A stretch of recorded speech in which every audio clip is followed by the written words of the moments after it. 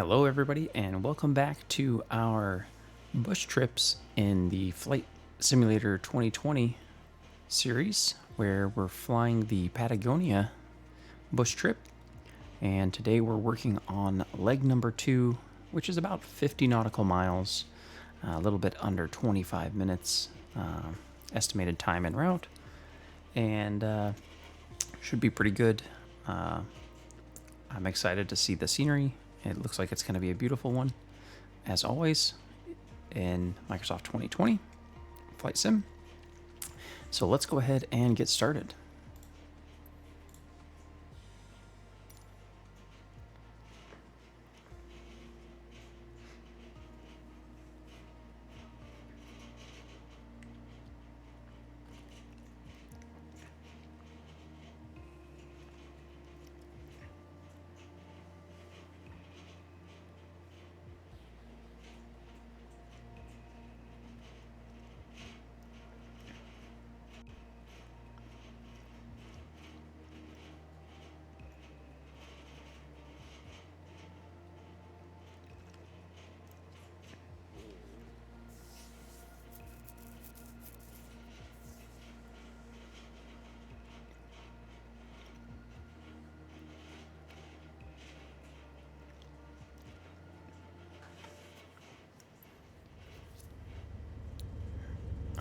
I think we're ready to fly. Let's go ahead and get that in place. Alright, we don't really need the VFR map. At least I don't, anyhow. Especially since there's one already on the display, so I'm actually going to turn that feature off here, because I don't really need that. Excuse me. Okay, so let's take a look at our nav log, see what we got. We're first going to take off and head southwest towards the eastern shoreline of Lago Fagnano. We'll quickly see a road that's running in that same direction, and we're going to follow that to the southern shoreline of the lake. And we should see, or we should pass, a couple of small lakeside villages. We'll continue to follow the road southwest. Looks like we're going to be doing a heading of 204, and we're going to be going about 4.64 nautical miles, which is roughly 2 minutes 12 seconds. So let's go ahead and do the first thing. Let's get 204 set in as our heading bug. Oops, and that's the altitude. Helps if I turn the right knob.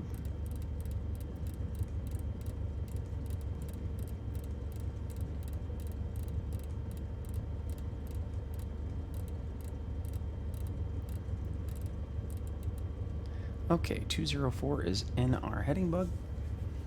And,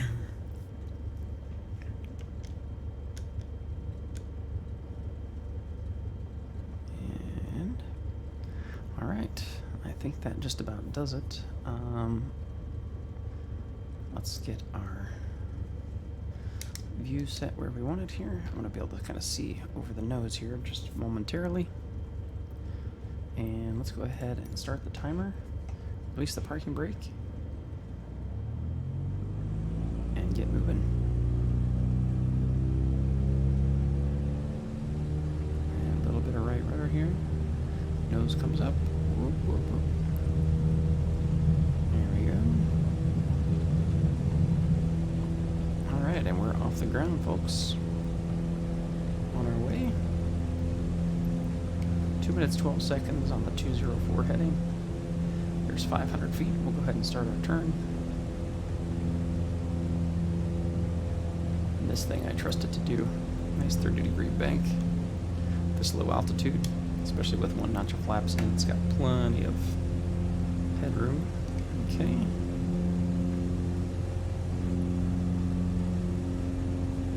Let's keep our nose pointed roughly at the horizon here. A little bit over it, maybe. Don't think we're going to need that.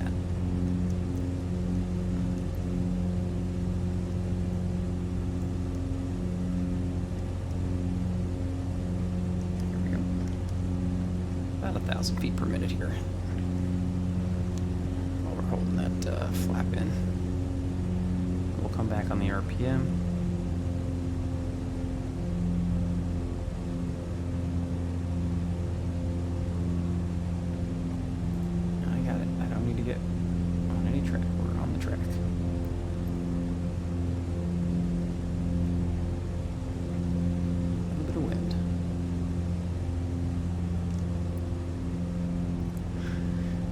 I do love the scenery this low. Maybe we'll try to stay at around 2,000 feet here. Looks like the altitude's been set pretty crazy high, so we'll see if we can... Oh, no. Wrong one again. Coming up on 2,000 feet already. Let's bring that nose down.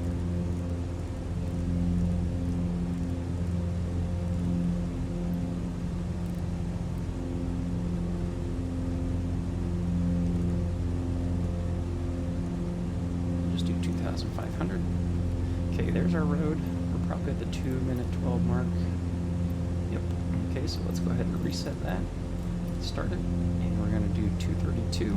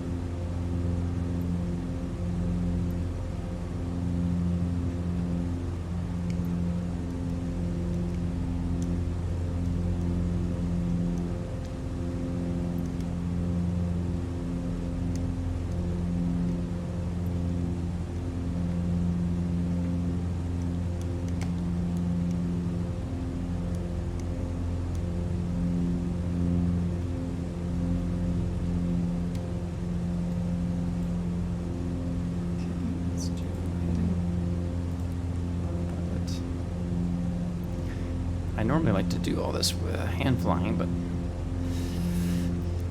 you know, when you're just following the directions, it's pretty easy to just put it. Oh, and we missed our altitude here. And let's do altitude.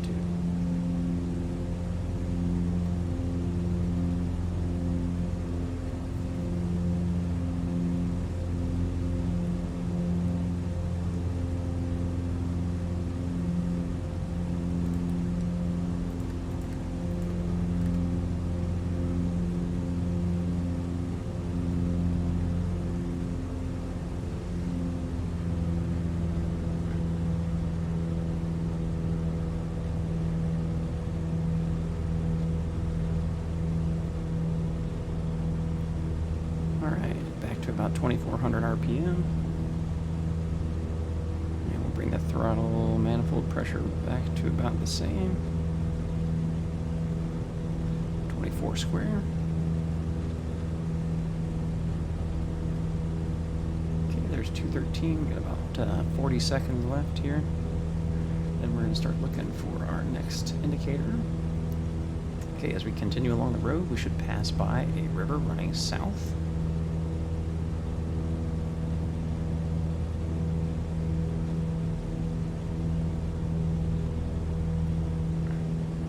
Before passing a small lagoon on the shoreline to your north.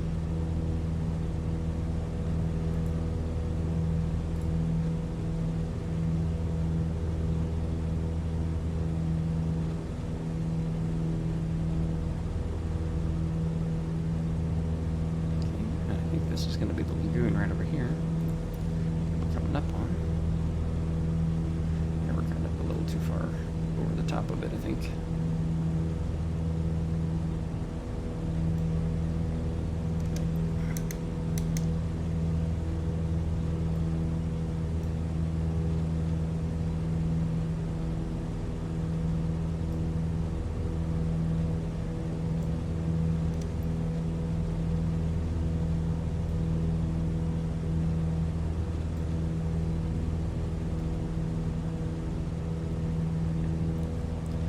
Let's go ahead and turn our heading to 251, I believe.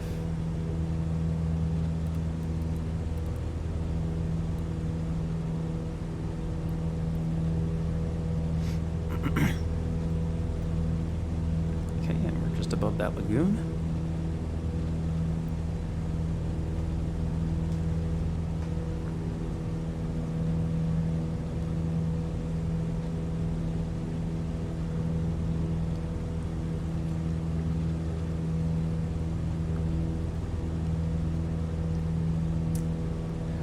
little sip of tea.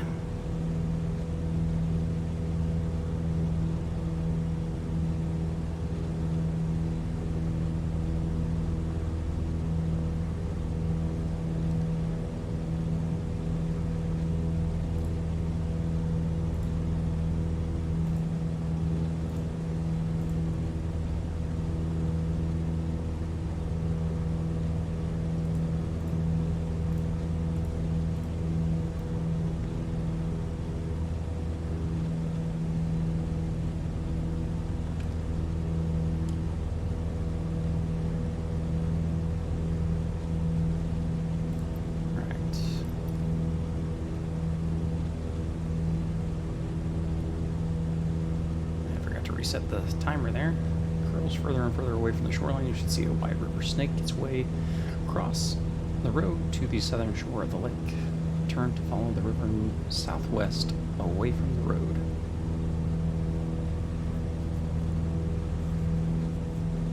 Okay. I can see the river up ahead of us here on the left-hand side over here along the left window.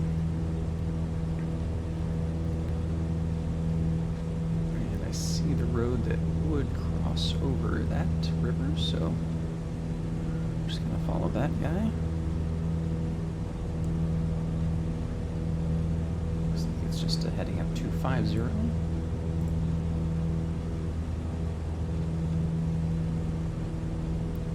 We can really probably just maintain this same heading, but we'll just go ahead and adjust it for giggles.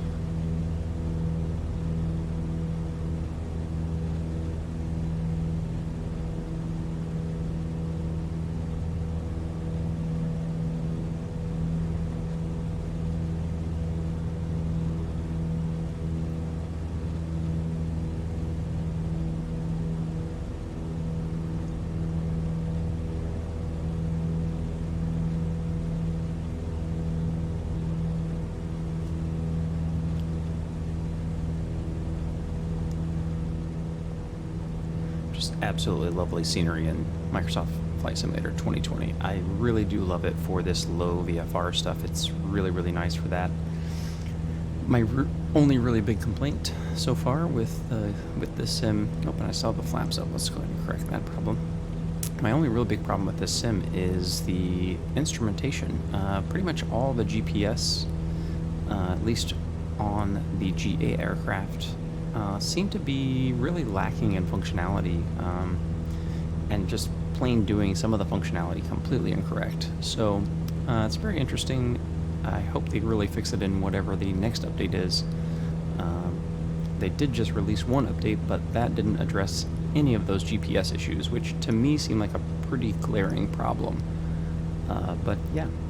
So let's just hope that they get some of those issues fixed and this turns into a real simulator instead of just a game, of which it is currently.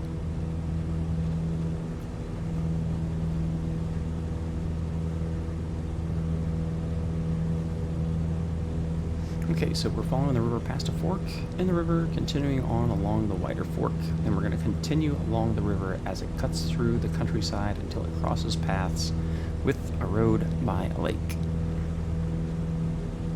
We kind of stopped following the river, but we're not far off from where we need to be. Let's just adjust our heading here. Just turn to 260 here, and that'll get us right about where we need to be, because I see the road here, and I see the lake that's up here above us. And we can see that that lake that road, excuse me, comes right up along the lake here, so it seems pretty logical. I'm also viewing this, tracking this with Navigraph charts. If you don't have that, I really recommend it. It's great. It basically includes the IFR low and high charts, as well as a world map that you can use to kind of do VFR stuff. Unfortunately, the world map does not contain like VFR, aviation style maps. It's just a plain world map, shows roads and rivers and mountains and things like that. But it is pretty handy just for, kind of tracking your flight and seeing where you are in a larger scheme of things, if you didn't have the, the MFD display like we have here. So, and I do like this split screen MFD is very, very handy. I think this is supposed to be modeled after the G500 series or the G600 series by Garmin. So very, very cool. I've always been a fan of those with the split screen and being able to kind of do everything on one panel, a couple of knobs, very simple. Okay, so we are here at the road with the lake, and now it's saying that we need to go to a heading of 184 after that, so let's go ahead and close that. Follow the road southwest up into the mountains, continue the road south until you reach another river, this one running northwest. Okay, so we're going to go ahead and turn to 184.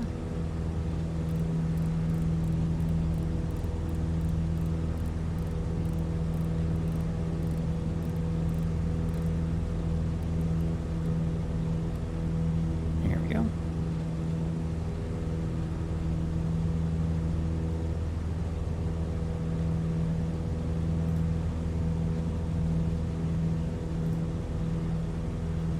Let's go ahead and reset. Looks like we need to be 3 minutes 25 seconds on this route. Probably gonna get some, start to get some turbulence. There's a little bit. We're gonna get a lot more than that though. Probably should try to maintain somewhere in the middle of all this terrain, so that we can avoid the ups and the downdrafts.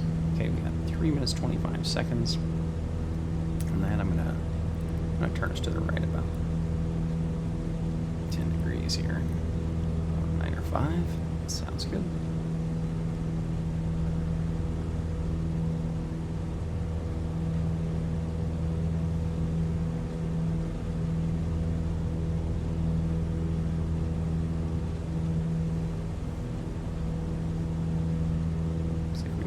Artifacting there in the display. I'm going to come to the right here to 210,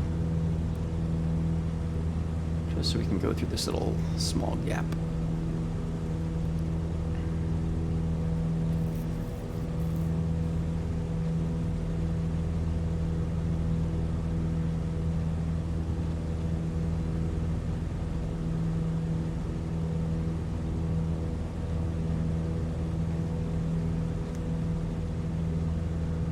Beautiful mountains in this area for sure.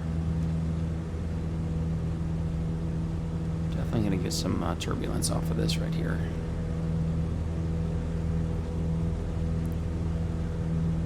Yep, a little bit. Not much, but a little bit. Okay, let's get heading back towards like 160 probably. 165, that'll do it probably.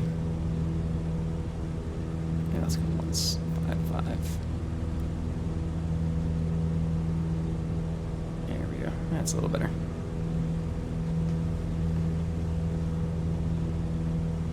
Let's take a look outside real quick.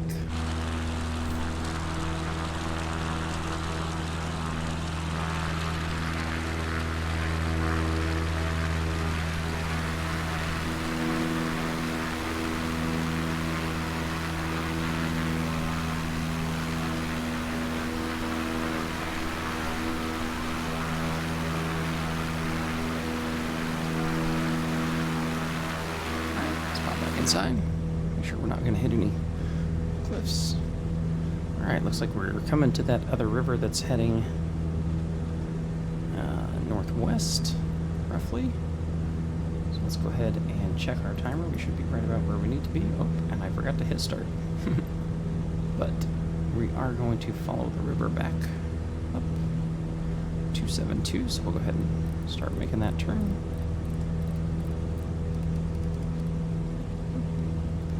Not one pinch up. Zoom in there.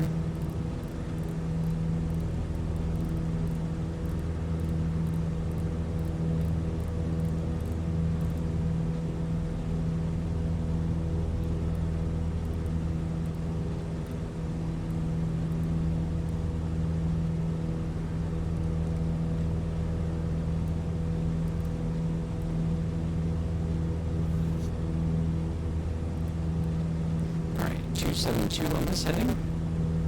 Still maintaining at 2,500 feet. Okay, follow the river west past a fork, ignoring the northern fork, running into the mountains. So we can see that here on our lower display. We can see that fork here. This jutting off towards the north. We want to ignore that. And pretty much just keep on following this main part of the river right through this canyon here.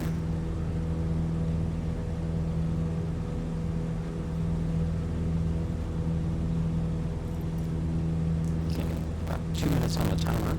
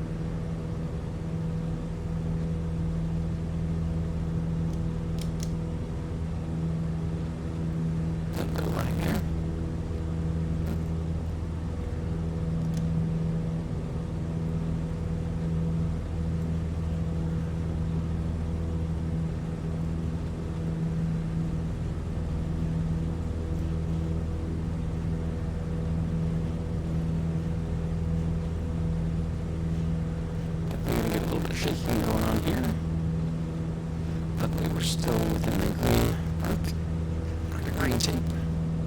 There's no arc on this one because it's not a circular gauge. It's just a tape.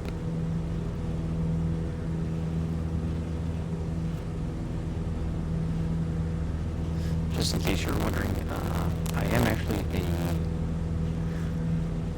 private pilot. I do have my private pilot's certificate. Working towards my instrument rating right now, and should have that pretty soon, I imagine. Just need to really just work on some hours and stuff like that. A few things with an actual flight instructor, but should have that pretty soon, and then shortly after that, I'll be chasing after that commercial certificate. And probably then after that, maybe multi-engine, and who knows, maybe CFI. We'll see. But doing stuff like this is really, really helpful for, anybody who is, training to become a pilot. The time you spend in a sim is really, really valuable time, even if it's just a sim like Microsoft Flight Simulator or X-Plane, no matter what it is. Lockheed Martin, Prepared, all of those, are really, really good for a couple of different things, right? Learning about how to navigate, right? Doing instrument stuff, tracking VORs, things like that. Also just familiarizing yourself with airspace. That's really, really handy for doing that as well. Can help you, especially Microsoft Flight Simulator with how visually correct it is. It can really help you during your cross-country training on the private pilot side. So, just the ability to kind of be able to see exactly what you're going to see when you go out for your cross countries, both your solo and your dual, is going to be very, very helpful in a lot of ways. So, alright, I think we need to go ahead and check our timer here, because I believe we're at the next point. We are, yes. Okay, so, make your way along the river until it crosses paths with a road before meandering northeast. Follow the road west. Okay, so that was this road here, and we can see it that the road crossed over the river, and is now on this other side, and it's snaking around this hill here that's in yellow. And so we'll go ahead and close that one. Rio Oblivion. Keep following the road as it bends off southwards. You'll soon pass a river that runs south. Okay, and that's going to be a heading of 231. And I would say we can't. I guess we could probably make a 231 heading.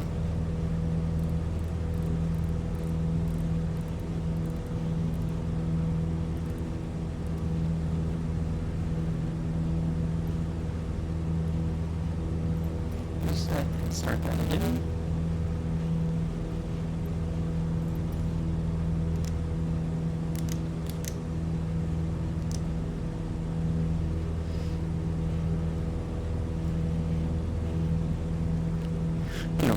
I live in California currently, and flying here is great because, you know, obviously there are mountains, there's pretty big hills and stuff like that. There's a lot of different kinds of landscape. There's the ocean, so you get to see a lot of different stuff. But I've never flown in anything quite like this as far as mountains go. I have yet to really go to Tahoe, which really isn't terribly far from me, but you know, having an aircraft that can have the performance and the maximum altitude capabilities to kind of travel there is pretty important.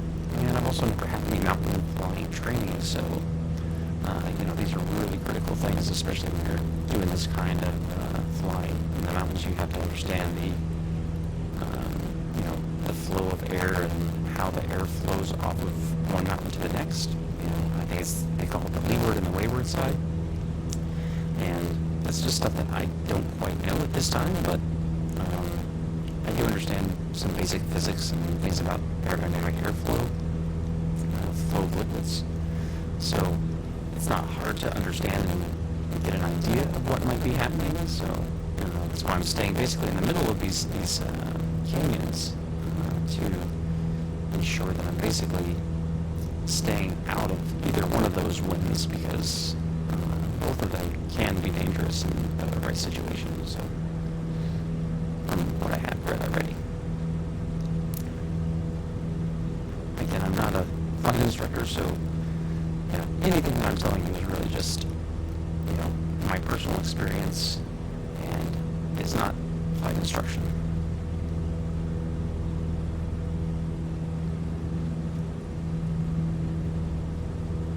Alright, looks like we've made it out to either another river or the ocean. Oh, probably just a big river, or lake, excuse me. Okay, let's see what we got. Okay, okay, that's pretty good. Okay, looks like we are at our destination here. Ushuaia Aero Club. I hope I'm saying that correctly. So follow the river through the mountains and towards the Beagle Channel shoreline. Okay. Fly southwest along the shoreline, and once you see the runway, land at the shore of the tube. Shore of the tube. I see only one runway here. At least in this picture. Okay, well, we'll reset that. And let's go autopilot off. Whoa. That should not happen when you take the autopilot off. You should not see a sudden just climb like that. That is not realistic.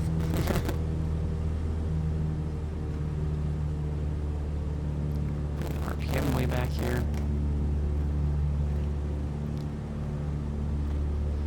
And that looks like our airport right there in front of us. Just off of the nose.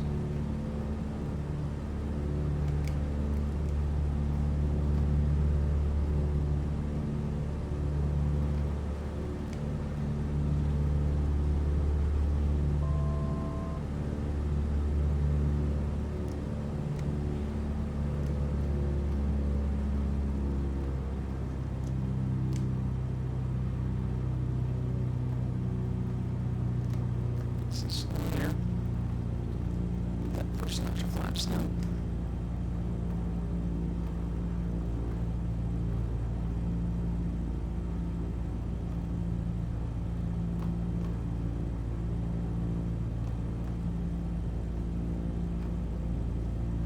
Definitely looks like our airport. I do see that there is another airport over there with a nice long runway. According to this map, those are two different airports.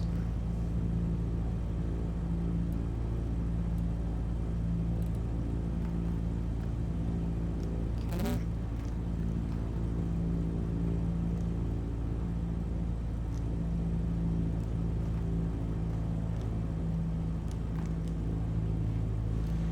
Let's go full forward on the prop. It's giving us about 1700 RPM, which is, I know at least in the Cessnas that I fly, that's pretty good. We're giving us a pretty decent descent rate. We'll just adjust to maintain this 80 or so knots on the trim. It just wants to dip. Let her come up a little bit. There we go.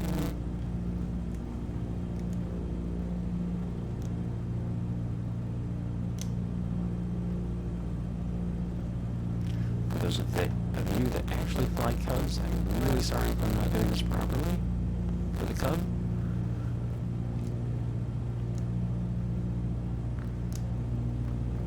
Let's do a power off 180, shall we?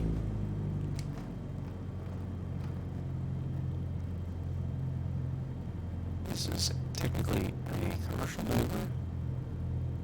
500. We're gonna make it work.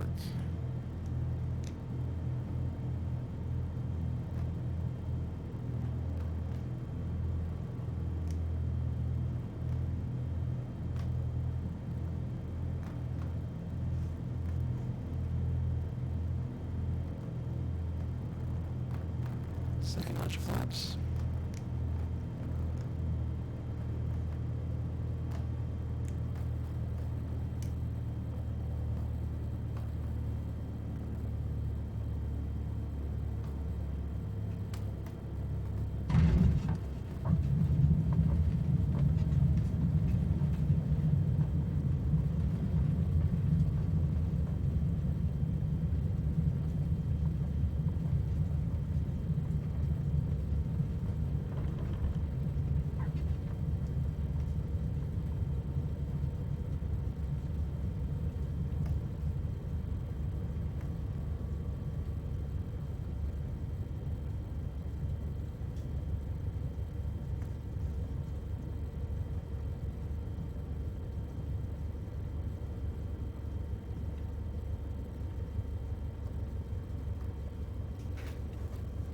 Alright.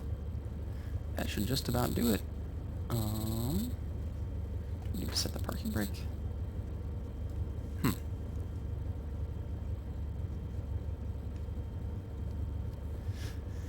Why are we not getting the signal here?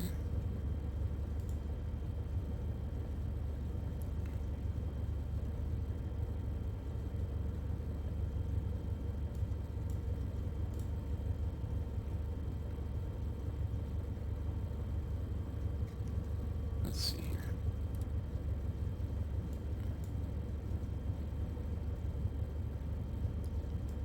I only see one runway there. Do you see more than one runway?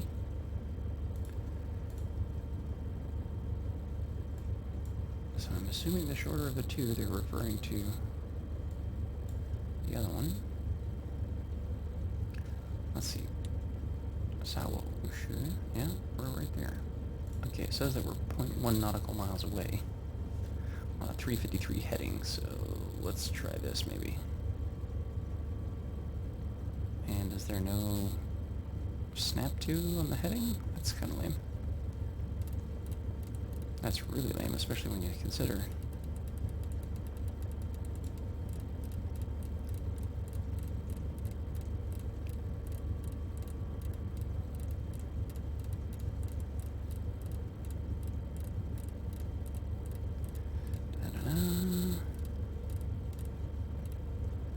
okay, so 353.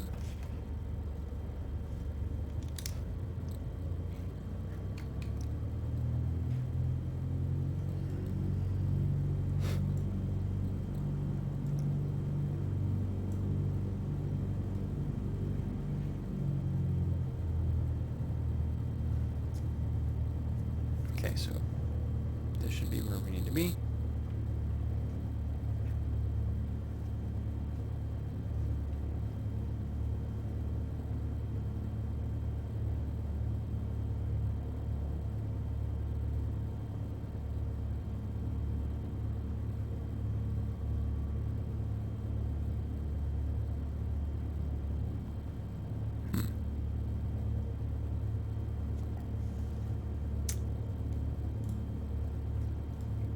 Let's see what's happening here, because, no, not menu. Let's go back. Flight plan. Active flight plan. Let's put the brakes on. Parking brake on.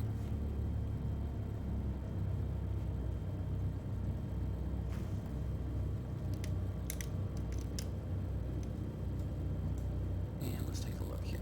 What we got. Now, I had some trouble with this yesterday, and I decided to redo this flight because I basically wasn't getting the checkout completion here, so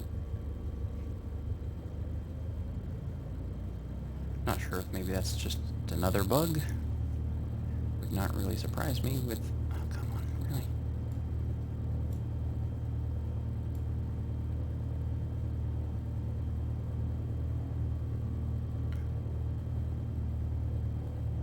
Is this like the entire...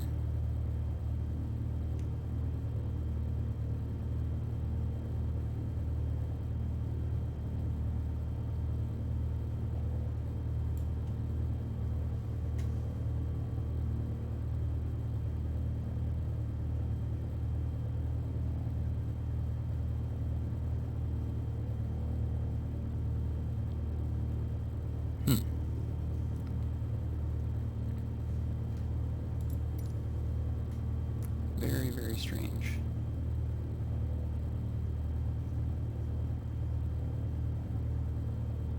$231.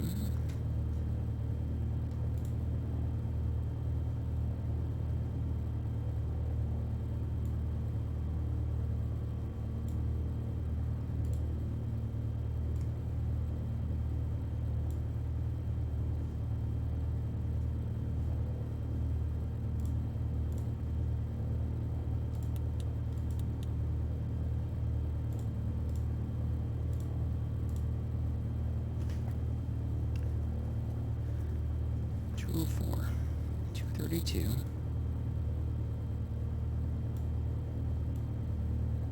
$251, $250,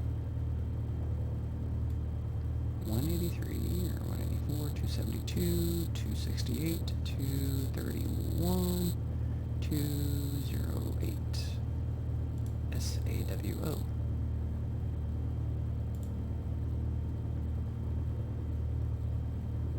Okay. That should be it.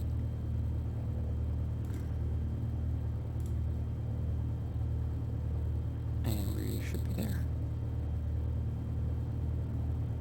So I'm really confused what's happening here. This is exactly what happened yesterday when I tried to do this for some reason. And I thought, okay, well maybe I need to, you know, power the airplane down. But that didn't work either. So we'll put that back in. We'll go to the starter.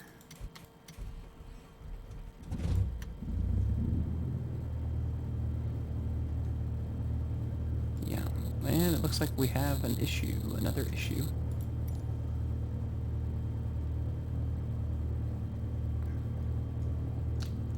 With this particular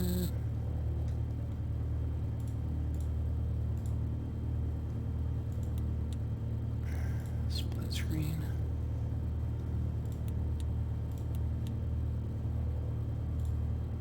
Oops. Map. Well, I'm curious if anybody else has encountered this same issue. I'm gonna have to figure out what's going on here. You know, on the last one, as soon as I landed and touched down and stopped, it was over. It gave me the points, and that was it. So I'm not quite sure what's happening here. You know, yesterday I tried landing from the opposite runway, runway 16. This time I landed the other direction, just in case.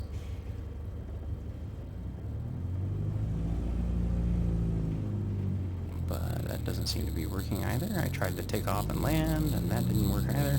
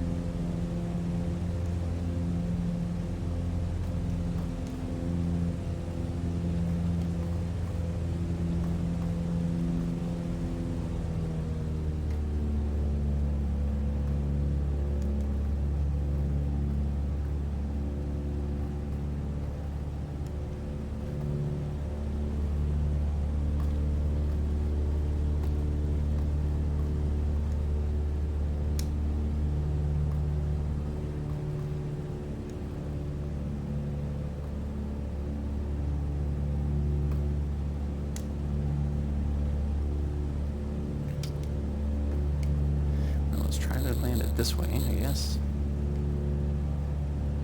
Not sure what it's looking for as far as me completing this thing.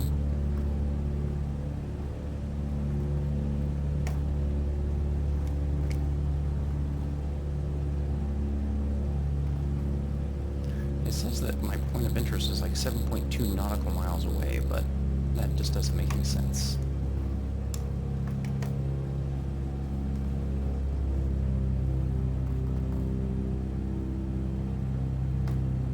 And we overshot.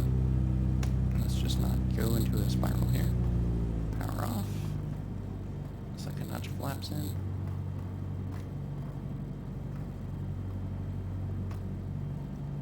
Slip it in a little bit.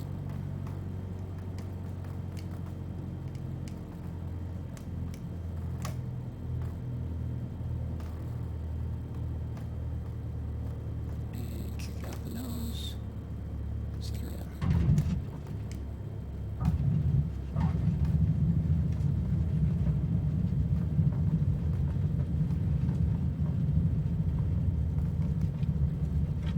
Boop, boop, boop, boop, boop, boop, boop. Let's not get too crazy with those ailerons.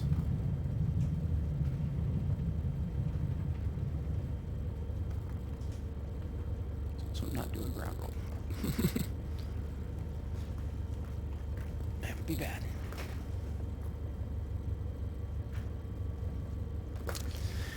Well, folks, I don't know what's happening, so we're just going to end it there. Thanks so much for watching, and I guess I'll try to figure out this thing on my own another time. Thanks so much for watching. If you haven't already, make sure you hit that like button and the subscribe button. Click that little bell to be notified of the next video in this series, the bush trips on Microsoft Flight Simulator 2020 Patagonia. Thanks so much. Take care.